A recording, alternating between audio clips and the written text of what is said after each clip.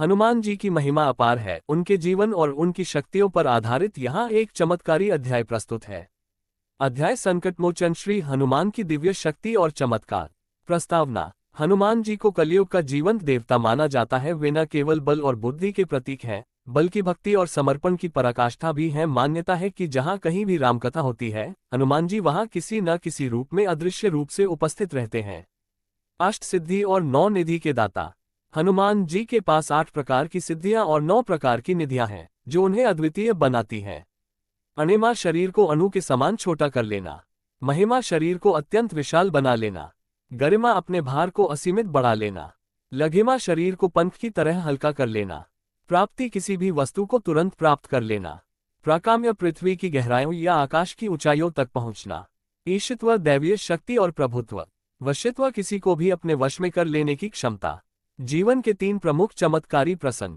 सूर्य को फल समझना। बाल्यावस्था में हनुमान जी ने अपनी भूख मिटाने के लिए आकाश में चमकते सूर्य को एक लाल फल समझ लिया और एक ही छलांग में उसे निगलने के लिए उड़ चले।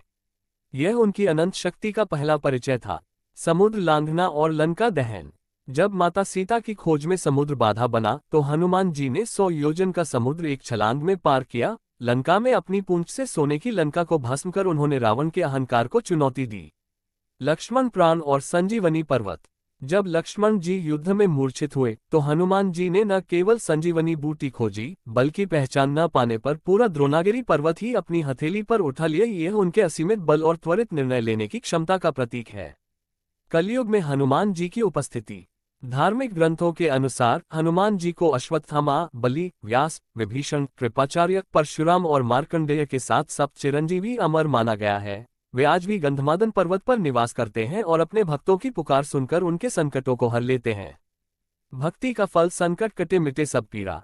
जो व्यक्ति सच्चे मन से हनुमान चालीसा या सुंदरकांड का पाठ करता है, उसे निम्नलिखित लाभ प्राप्त होते हैं।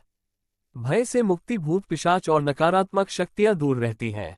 रोगों का नाश, नासे रोग हरे सब पीरा, जपत निरंतर हनुमत बीरा।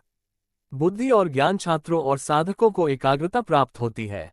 निष्कर्ष, हनुमान जी का चरित्र हमें सिखाता है कि शक्ति का सही उपयोग सेवा और धर्म की रक्षा के लिए हो।